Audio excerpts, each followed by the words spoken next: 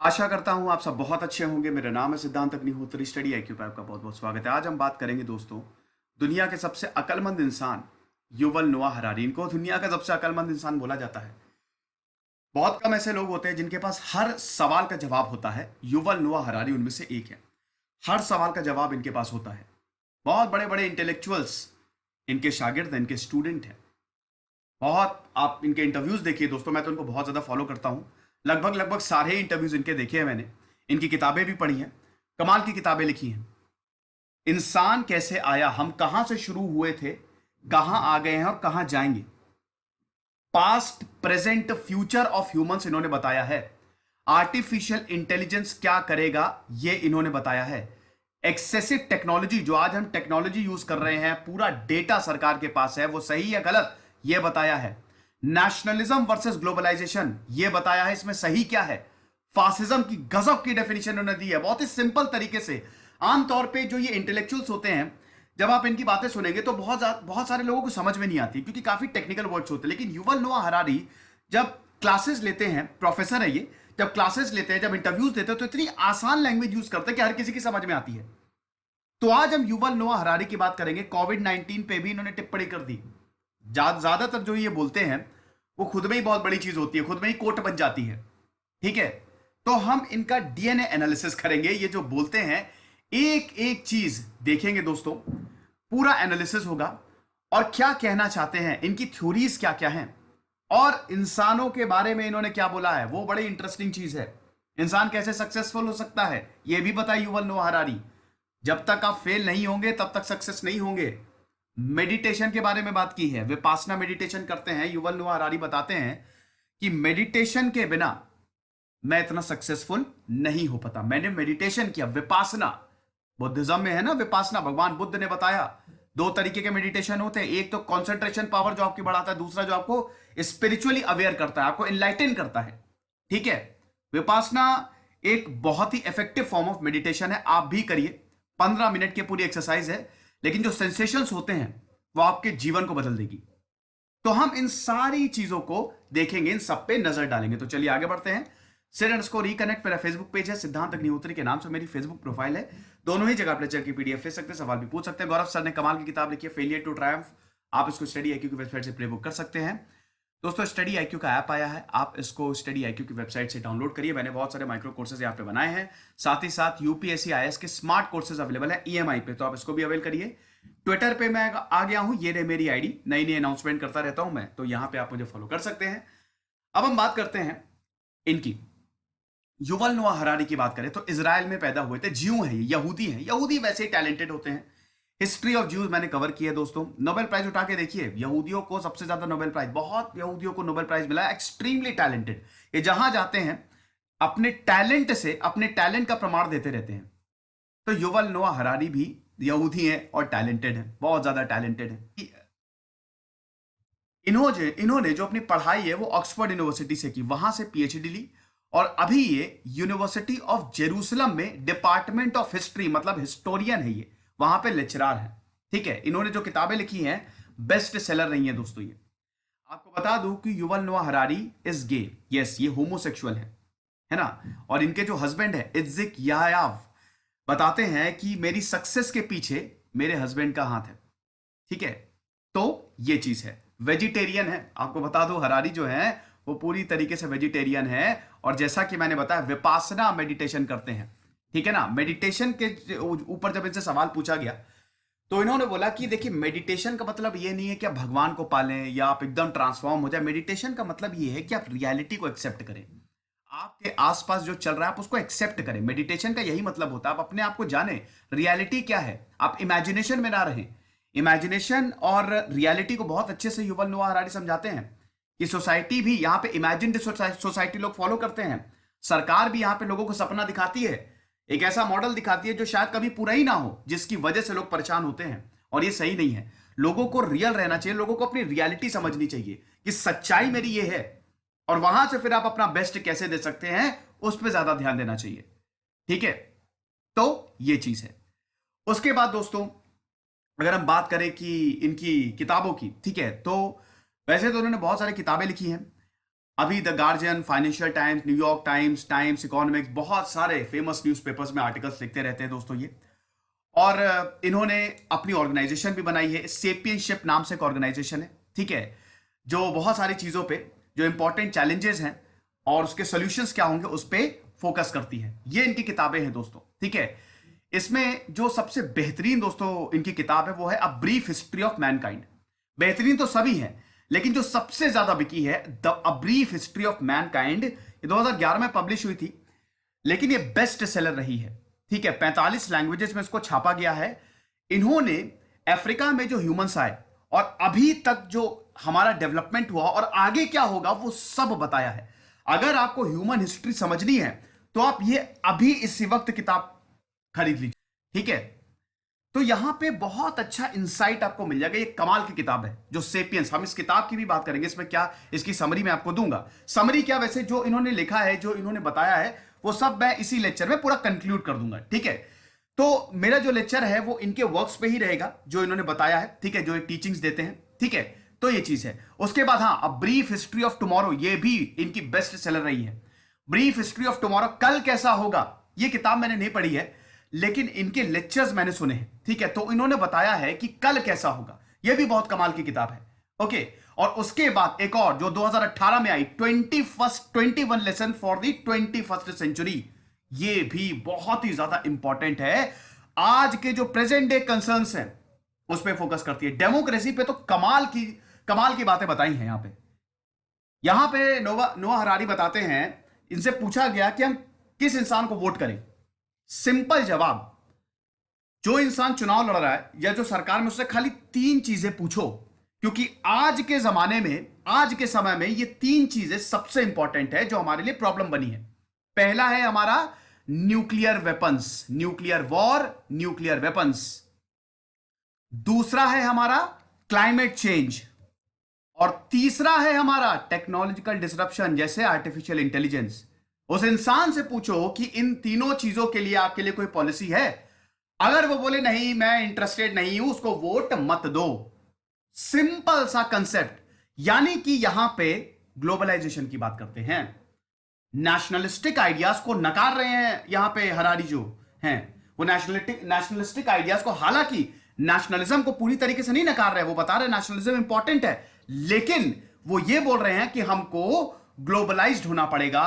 हम अपने बारे में सोचते हैं, हम अपने परिवार के बारे में सोचते हैं, हम अपने देश के बारे में सोचते हैं, तो इस मदर नेचर के बारे में भी सोच लो, पूरी दुनिया के बारे में भी सोच लो, मैनकाइंड के बारे में भी सोच लो। सबसे इंपॉर्टेंट यही है, क्योंकि अगर आप हमारे एवोल्यूशन को देखें, हम कलेक्टिवली इवॉल्व हुए हैं, हमने साथ में काम किया है, तभी हम इवॉल्व हुए हैं। अलग अलग रह के हम सरवाइव नहीं कर पाएंगे, और यही प्रॉब्लम है इस समय की। इस जमाने में ज्यादातर सरकारें नेशनलिस्टिक है, राष्ट्रवादी हैं, जो बेड़ा करके करेंगी हमारा। कोविड-19 को भी इन्होंने नेशनलिज्म से जोड़ दिया, अभी उसकी भी हम बात करेंगे।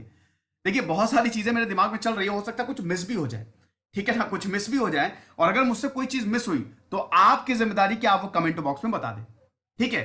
तो चलिए अब हम बताते हैं कि क्या बोलते हैं। सबसे पहले इनकी जो किताब है, इनकी किताब ये वाली तो मैंने पढ़ी है, ब्रीफ हिस्ट्री ऑफ मैनकाइंड, ठीक है। तो सेपियंस ये जो किताब है, इसमें इन्होंने बताया है कि हम कैसे इवॉल्व हुए, हमारा एवोल्यूशन कैसे हुआ, ठीक है। आपको पता ही है कि अफ्रीका में इंसान आया 2.5 मिलियन ईयर्स अगो, ठीक है, हम इवॉल्व हुए, ठीक है। शायद 25 लाख हो गया, शायद 2.5 लाख बोल दिया था, आई एम सॉरी, ठीक है। थोड़ा बहुत ये आप, आई होप ये चीज आप इतना इग्नोर कर देते होंगे, कभी कभी मेरा स्लिप ऑफ टंग हो जाता है, बट हमारा एवोल्यूशन लाखों साल पहले हुआ, ठीक है। अफ्रीका से आया और उसके बाद हमने माइग्रेट करना शुरू किया। पहले इंसान क्या था, पहले इंसान केव में रहता था, जानवरों का शिकार करता था, नट्स खाता था, लेकिन जैसे जैसे वक्त आगे बढ़ा वैसे वैसे इंसान इवॉल्व हुआ। और यही बताते हैं इंसान इवॉल्व क्यों हुआ, कॉग्निटिव थिंकिंग की वजह से इंसान का ब्रेन डेवलप हुआ, हम कलेक्टिवली काम करते थे, और जब हमारा ब्रेन डेवलप हुआ तब हम इवॉल्व होना शुरू हुए। Theory of evolution, Charles Darwin से सीधा यहां पर रेफरेंस लेते हैं, ठीक है ना, कि हम इवॉल्व हुए। और ये एवोल्यूशन बहुत इंपॉर्टेंट था। पहले हम हंटर थे, जानवरों को खाते थे, जानवर भी साथ साथ रहते थे हमारे, ठीक है, लेकिन हम उनसे ज्यादा इंटेलिजेंट थे। क्यों? क्योंकि हम ज्यादा फ्लेक्सिबल थे, हमारा कोऑर्डिनेटेड अप्रोच था, जो कि आज भी है, इसीलिए हम सबको मास्टर करते हैं, समझ रहे हैं। फिर हमारा एग्रीकल्चर, हमने एग्रीकल्चर को डेवलप किया। दूसरा सबसे इंपॉर्टेंट चीज जो हमारा एग्रीकल्चरल रेवोल्यूशन आया, ठीक है, एग्रीकल्चरल रेवोल्यूशन आया, तब यहां पे जो ह्यूमंस है नदी के पास सेटल होने लगे। भैया चार जो सबसे इंपॉर्टेंट सिविलाइजेशन है वो नदी के पास ही तो है ना। चाइनीज सिविलाइजेशन तो पूरा येलो रिवर पे डिपेंड रहती थी, जो चाइनीज थे पूरा येलो रिवर पे डिपेंड रहते थे। हम इधर इंडस रिवर पे डिपेंड रहते थे। इजिप्शियन सिविलाइजेशन पूरा नील नदी पे डिपेंड रहती थी, और मेसोपोटामियन वो टिग्रिस पूरा उस पर डिपेंड रहती थी। तो जितनी सिविलाइजेशन है वो नदी के पास, वहां से एग्रीकल्चर आया।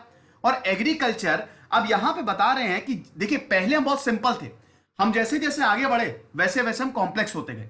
अब जाहिर सी बात है, जब मैं इनको पढ़ता हूं तो मैं ये देखता हूं कि उन्होंने बहुत सारे सोशोलॉजिस्ट को पढ़ा है, बहुत सारे फिलोसफर्स को पढ़ा है, ठीक है, और मैंने भी पढ़ा है।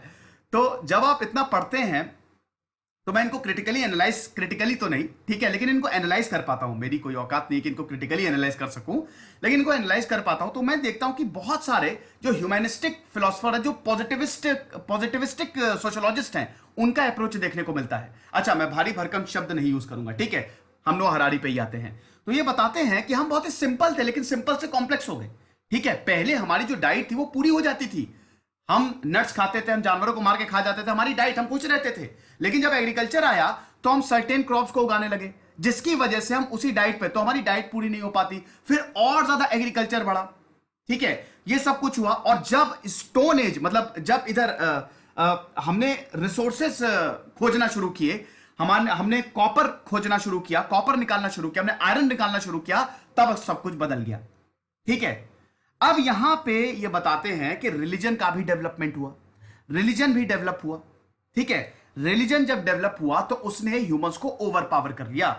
एक राजा होता था, वो बताता था कि तुमको, तुम्हारे लिए रूल्स क्या है, अगर तुम इस रूल को फॉलो नहीं करोगे तो जो भगवान है वो तुमको मार देगा। और इसको पीछे किसकी बैकिंग होती थी? जो रिलीजन को कंट्रोल करते थे। कौन रिलीजन को कंट्रोल करता था? पुजारी।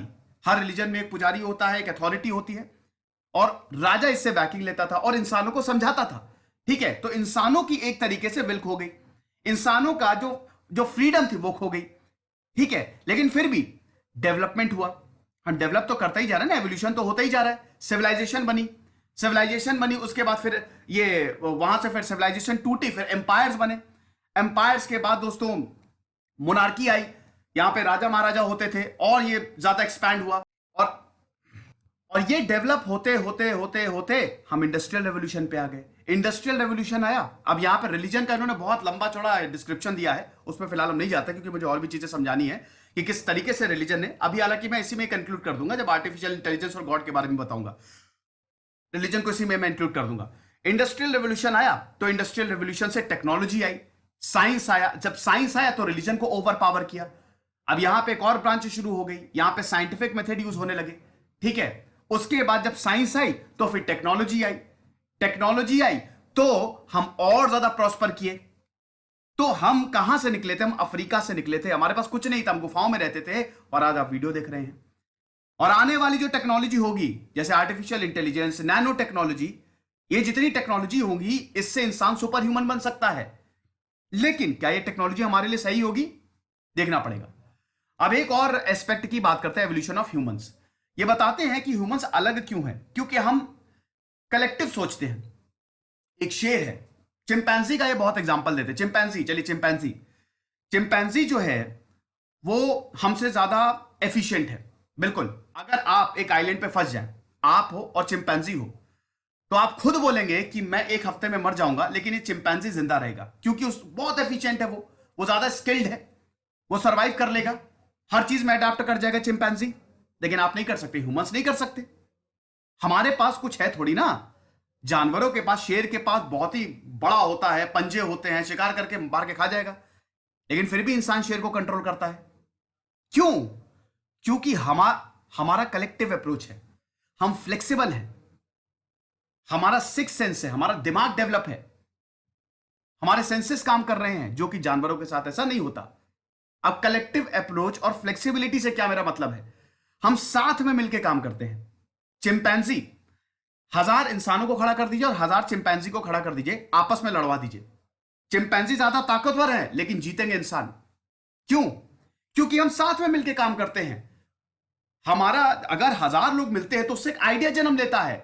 हर एक इंसान की अपना अपना थॉट प्रोसेस होता है जिससे आइडिया जन्म लेगा, लेकिन चिंपैंजी ऐसे काम नहीं करते। चिंपैंजी एक साथ काम कर ही नहीं सकते। अगर आपको चिंपैंजी से रिलेशन बनाना है तो पहले चिंपैंजी आपको अच्छे से समझेगा, लेकिन इंसान के साथ ऐसा नहीं है। इंसान बिना समझे हुए भी रिलेशन बना सकते हैं। कितनी बार ऐसा होता है, आप अपने जॉब में देखिए ना। जॉब में क्या, आपको खाली काम करना है, आपको उस इंसान को समझने के लिए थोड़ी ना बैठाया है। समझ रहे हैं? तो ये जो हमारा फ्लेक्सिबल अप्रोच है, ये जो हमारा कोऑर्डिनेटेड एफर्ट है, इसलिए हम सरवाइव किए हैं और इसीलिए हम मास्टर हैं। हम सबको कंट्रोल कर सकते हैं और जानवरों में यह बात है ही नहीं। हम कम्युनिकेट भी कर सकते हैं, हम कम्युनिकेट भी कर सकते हैं एक दूसरे से, तो यह भी बहुत अच्छी बात है। समझ रहे हैं? हमारी वैल्यूज है, यह भी बहुत अच्छी बात है। वो जैसे जैसे एवोल्यूशन हो, खैर ह्यूमंस में ये सारी चीजें आती रही, बट एक्चुअली में हम भी तो एनिमल ही है ना। Man is a social animal, हम भी तो जानवर ही हैं। हम में और जो बाकी इधर एनिमल्स में क्या फर्क है? कुछ फर्क नहीं है, लेकिन बस हमारा कोऑर्डिनेटेड अप्रोच है। ठीक है, हमने अपने आप को डेवलप किया है और हम साथ में मिलकर बहुत अच्छे से काम करते हैं। ये कमाल की बात है। हालांकि ऐसी बात नहीं, चिंपैंजी भी काम करते हैं, एलिफेंट्स भी काम करते हैं, उनका भी अपना ग्रुप होता है। भाई हाथियों का अपना ग्रुप होता है, लेकिन वो ग्रुप बहुत छोटा होता है। इंसानों का ग्रुप बहुत बड़ा होता है। हमारे भारत में देखिए, भारत में 130 करोड़ लोग साथ में रहते हैं। कुछ नहीं होता है, कभी कभी प्रॉब्लम्स होती है, लेकिन हम हजारों सालों से ऐसे ही रह रहे हैं। लेकिन क्या आप 130 करोड़ छोड़िए, 200 हाथी भी साथ में नहीं रह सकते? तो ये जो हमारा कोऑर्डिनेटेड एफर्ट है, इसीलिए हम सरवाइव किए हैं। दूसरा, टेक्नोलॉजी की बात करते हैं आप, इसको मैं एवोल्यूशन ऑफ ह्यूमन से ही जोड़ के बताता हूं, और इन्होंने जो किताब में लिखा है। आर्टिफिशियल इंटेलिजेंस एक बहुत बेहतरीन टेक्नोलॉजी है। ठीक है, ये बताते हैं जो हमारी प्रेजेंट टेक्नोलॉजी है वो कमाल की है, वो हमको सुपर ह्यूमन बना देगी। कैसे सुपर ह्यूमन बना देगी? ठीक है, और ह्यूमैनिटी को कैसे हम अलग अलग, अभी तो नहीं लेकिन आने वाले समय में चिप्स डाल सकते हैं अंदर, जो हमारे ब्रेन को एनहांस करेगी। आप मर जाएंगे लेकिन आपके ब्रेन को इंटैक्ट किया जा सकता है, आप अमर हो जाएंगे। आज से जो टेक्नोलॉजी आ रही है, कैंसर ठीक हो जाएगा। हरारी बताते हैं कि इंसान मरता क्यों है। इंसान टेक्निकल फेलियर की वजह से मरता है। पहले बताया जाता था कि इंसान भगवान की वजह से मरता है, लेकिन जब साइंस आई तो उसने बताया कि टेक्निकल फेलियर होता है, आपकी किडनी काम नहीं कर रही है, आपका दिल काम नहीं कर रहा है, तो इसलिए आप मर जाते हैं। लेकिन आने वाली टेक्नोलॉजी इन सारे टेक्निकल फेलियर्स को खत्म कर देगी। लेकिन यहां पे है एक बहुत बड़ा कैच। जब हरारी से पूछा जाता है कि क्या ये इंटेलिजेंस, जो ये टेक्नोलॉजी है, ये नैनो टेक्नोलॉजी एआई, क्या हमारे लिए अच्छी साबित होगी, वहां पे इनका अप्रोच बदल जाता है। ह्यूमंस के लिए ये अच्छी साबित नहीं होगी। हरारी जो है बताते हैं कि ह्यूमंस को, या इनफैक्ट ये तो सभी को पता है, हमको हम में और मशीन में क्या फर्क है। मशीन हमसे लाख गुना ज्यादा इंटेलिजेंट है, करोड़ों गुना ज्यादा, ठीक है, कैपेबल है, बट मशीन्स में इमोशंस नहीं होते। हमारे अंदर इमोशंस हैं। हम इसीलिए सरवाइव किए हैं क्योंकि हम इमोशनल हैं। हम एक दूसरे के लिए सोचते हैं, एक दूसरे के लिए केयर करते हैं। अगर अफ्रीका में हम देखते हैं कि इंसानों के साथ बहुत खराब सलूक हो रहा है, वहां पे सिविल वॉर चल रहा है, वहां पे लोग मर रहे हैं, तो हमको दुख होता है, हम रोते हैं, लोग काम करते हैं। ये मशीन्स में नहीं है। यानी कि एक तरीके से हम सबको सोच के चलते हैं। हम डेमोक्रेसी में बिलीव करते हैं, ये एक तरीके की डेमोक्रेसी है, जब इंसान हर किसी को साथ में लेके चलता है। इंसान फ्री है अपने आइडियाज को प्रोपोगेट करने के लिए।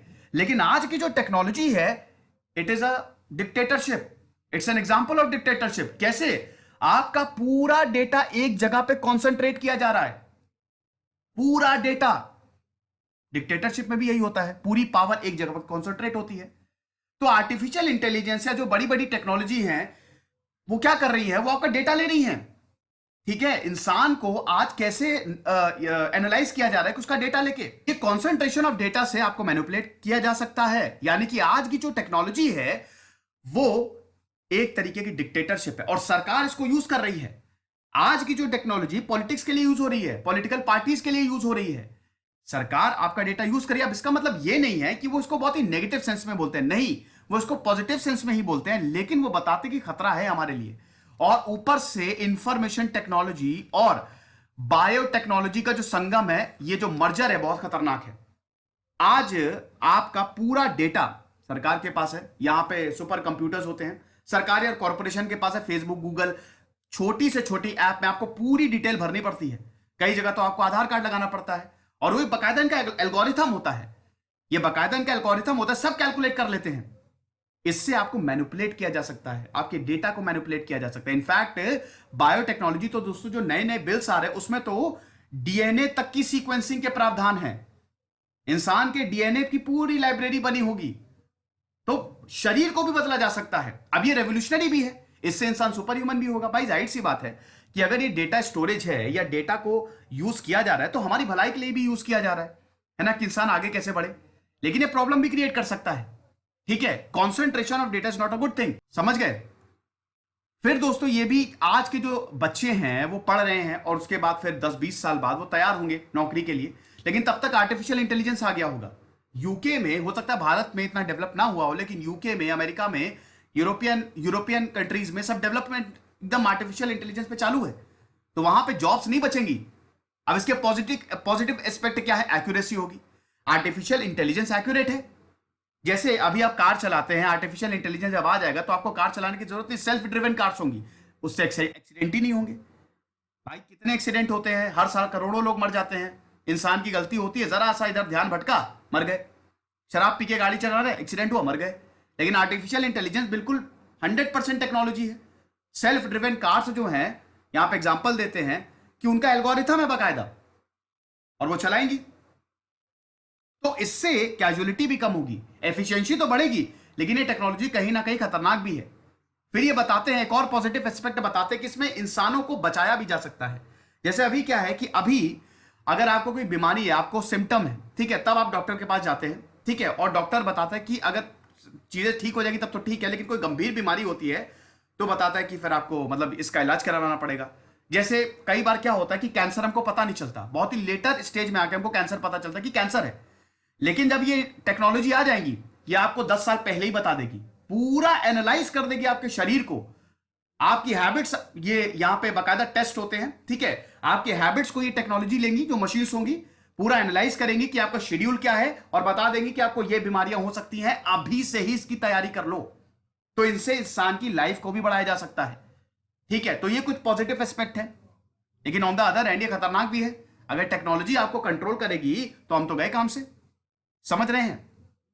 तो आर्टिफिशियल इंटेलिजेंस के पॉजिटिव एस्पेक्ट भी है, नेगेटिव एस्पेक्ट भी है, लेकिन ज्यादातर ये नेगेटिव ही बताते हैं, क्योंकि मशीन का control is not a good thing. हमारा जो एवोल्यूशन हुआ है, जो हम इवॉल्व हुए हैं, वो मशीन के दम पे नहीं हुए। मशीन अभी नहीं है, 20-30 सालों की ही ये टेक्नोलॉजी है। अगर आप देखें, समझ रहे, बहुत नई टेक्नोलॉजी है। हम अपने कॉन्साइंस, अपनी कॉग्निटिव थिंकिंग, अपने दिमाग और जो साथ में रहे हैं हम लोग, इमोशंस, ये सारी वैल्यूज हैं जिसकी वजह से हम इवॉल्व हुए हैं। लेकिन अगर मशीन के पास सारा कंट्रोल आ रहा है तो इसका मतलब हमारे एवोल्यूशन पे कहीं ना कहीं प्रश्न चिन्ह है कि अब हमारा एवोल्यूशन होगा कि नहीं। तो ये दिक्कत हो सकती है। फिर उसके बाद गॉड एग्जिस्ट करता है कि नहीं। यहां पे बताते हैं नोआ हरारी कि दो तरीके के भगवान होते हैं। एक भगवान तो वो है जो यूनिवर्सल है, ठीक है, एक कोई फोर्स है जो चला रही है, ठीक है, और कोई ऐसी फोर्स है, कोई ऐसी सुपर नेचुरल ताकत है जो इस पूरी धरती को या सब कुछ चला रही है, ठीक है। उस गॉड में ये बिलीव करते हैं, ठीक है। लेकिन एक दूसरा गॉड है जो धर्म के माध्यम से लोगों पे थोपा जाता है। ये सब इनके वर्ड्स हैं, ठीक है, मैं अपनी तरफ से कुछ नहीं बता रहा हूं, अपनी तरफ से कुछ नहीं कोट कर रहा हूं। जहां पे आप अगर धर्म के खिलाफ कुछ बोलते हैं तो आपको मारा जाएगा, ठीक है, आपके ऊपर रूल्स एंड रेगुलेशंस थोपे जाते हैं, आप सोसाइटी से बाहर नहीं जा सकते। वो भगवान के मैं खिलाफ हूं, उस भगवान को मैं नहीं मानता हूं। जो भगवान इंसान को परेशान करता है, इंसान की लाइफ लेता है, पहले जो होता था दोस्तों, ठीक है, धर्म के नाम पे दिक्कतें करती हैं, तो उस भगवान को मैं नहीं मानता। लेकिन दोस्तों यहां पे एक और चीज है, ये जो धर्म है, ठीक है, यहां पे बहुत बड़ी बात बताते हैं हरारी कि देखो दो चीजें हैं, सवाल और जवाब। सवाल जो है, जब आप स्पिरिचुअली इनलाइटेंड होते जाएंगे तब आप सवाल पूछेंगे। सवाल स्पिरिचुअलिटी से कनेक्टेड है, जब आप स्पिरिचुअल होंगे आपके मन में सवाल आएंगे, और जवाब आपको रिलीजन ही देगा, धर्म ही आपको जवाब देता है। लेकिन यहां पे दो तरीके से व्याख्या करते हैं। देखिए, धर्म की हम अथॉरिटी कहां से लेते हैं? जो किताबें लिखी गई, जो टेक्स्ट लिखा गया है। जैसे भारत में हिंदुइज्म में तो बहुत सारे टेक्स्ट हैं, हम वेदों से अपनी अथॉरिटी लेते हैं। लेकिन यहां पे बताते हैं जो वेद हैं, कुरान है, बाइबल है, उनको जाहिर सी बात है आज के टेक्नोलॉजी की उनको उस समय जानकारी नहीं होगी, डीएनए की जानकारी नहीं होगी, शरीर की जानकारी नहीं होगी। तो आज की टेक्नोलॉजी, एक नया धर्म उभर रहा है जो टेक्नोलॉजी से रिलेटेड है, समझ रहे हैं। कम्युनिज्म को भी इन्होंने एक रिलीजन बता दिया है कि एक टेक्नोलॉजिकल रिलीजन है, ठीक है। तो ये जो टेक्निकल, ये एक नया धर्म निकल रहा है जो टेक्नोलॉजी से रिलेटेड है, क्योंकि आज हम अपने आप को बहुत अच्छे से जान सकते हैं, समझ रहे हैं। तो ये बताते हैं, फिलहाल हम धर्म पे ही वापस आते हैं, ये बताते हैं कि मैं उस धर्म को मानता हूं जो लोगों का भला चाहे, ठीक है, उस धर्म को नहीं जो लोगों के लिए गलत काम करे। और हाँ, ये भाई ये बताते हैं कि जो रिलीजन है उसी में ही आपको जवाब मिलेंगे, धर्म में ही आपको जवाब मिलते हैं। फिर उसके बाद बताते हैं जो सफरिंग्स है वो आपको और बड़ा बनाती है, इनलाइटन करती है। आप खुद ही देखिए कि जब आप खुश होते हैं और जब आप दुखी होते हैं, कब आपका बेस्ट आता है? जब आप दुखी होंगे। जब आप दुखी होंगे किसी भी चीज से, हो सकता है रिलेशनशिप में है तो आप बोलते हैं मैं कुछ करके दिखाऊंगा, कंपटीशन अगर नहीं निकला है तब भी बोलते हैं कि मैं 4 गुना ज्यादा मेहनत करूंगा, बहुत ज्यादा दिल टूटा है तब आप बिल्कुल स्पिरिचुअली इनलाइटेंड हो जाते हैं, आप सवालों के जवाब ढूंढते हैं कि मैं क्यों दुखी हूं। तो जो बेस्ट आता है इंसान का वो सफरिंग से ही आता है। फेलियर्स आपको बहुत कुछ सिखा के जाती है, और जो भी सक्सेसफुल इंसान है वो फेल होता ही होता है, समझ रहे हैं। उसके बाद ये नेशनलिज्म, अच्छा ये मैंने नहीं लगाया, नेशनलिज्म और ग्लोबलाइजेशन की बात करते हैं। ये नेशनलिस्टिक आइडियाज देखिए, ये यहां पे बताते हैं कि नेशनलिज्म, एक्सट्रीम नेशनलिज्म जिसको आप फासिज्म भी बोल सकते हैं, वो गलत है, ठीक है। देखिए ग्लोबलाइजेशन की बात हमको करनी पड़ेगी क्योंकि आज जो चैलेंजेस हैं, हमको क्लाइमेट चेंज को देखना है, हमको जो न्यूक्लियर वेपन्स है उसको देखना है, जो टेक्नोलॉजिकल, अभी मैंने आपको टेक्नोलॉजी की बात बताई, उसको देखना है। तो ये अगर हम अपने बारे में सोचेंगे तो नहीं हो पाएगा। यहां पे कोविड भी ले आते हैं कि वायरस इतना बड़ा थोड़ी ना है, वायरस तो हर वक्त आएगा, लेकिन हमको कलेक्टिवली काम करना है। हम वायरस को छोड़ें, हम कलेक्टिवली काम करें। वायरस से तो आप निपट सकते हैं, लेकिन प्रॉब्लम यह है कि इस समय सारी राष्ट्रवादी सरकारें वो अपने लिए काम कर रही हैं, वो अपने देश के लिए काम कर रही है, देश के लिए। अच्छा, नेशनलिज्म को अच्छा भी बताते हैं, ये बताते हैं कि जो नेशन में नेशनलिज्म नहीं होता, राष्ट्रवाद नहीं होता है, वो बढ़ भी नहीं सकता, ठीक है ना। जैसे अगर नेशनलिज्म नहीं होगा तो लोग क्या करेंगे? अपने बारे में सोचेंगे। अब अगर अपने बारे में सोचेंगे तो फिर नेशन रहा ही कहां, वो तो अपने गुट के लिए काम करेंगे ना। जैसे नॉर्थ ईस्ट में कितने सालों तक इंसर्जेंसी रही, अभी भी वहां पे इमरजेंसी देख रहे हैं, क्योंकि वहां पे डिफरेंट डिफरेंट 200 से ज्यादा ट्राइब्स हैं जो अपने लिए सोचती है कि हमको अलग स्टेट दो, हमको अलग स्टेट दो, तो इससे तो देश ही बिगड़ जाएगा। अफ्रीका में आप देखिए, कॉन्गो में देखिए, सोमालिया में देखिए, वहां पे भी प्रॉब्लम है। लेकिन अगर आप यूरोप में देखिए, यूरोप में नेशनलिज्म है, वहां से नेशनलिज्म आया और यूरोप कितना ज्यादा प्रॉस्पेरस, अमेरिका में भी यही है, भारत में भी यही है। लेकिन एक्सट्रीम नेशनलिज्म, हर चीज का बैलेंस होना चाहिए। जहां पे ज्यादा राष्ट्रवाद आएगा वहां दिक्कत होगी।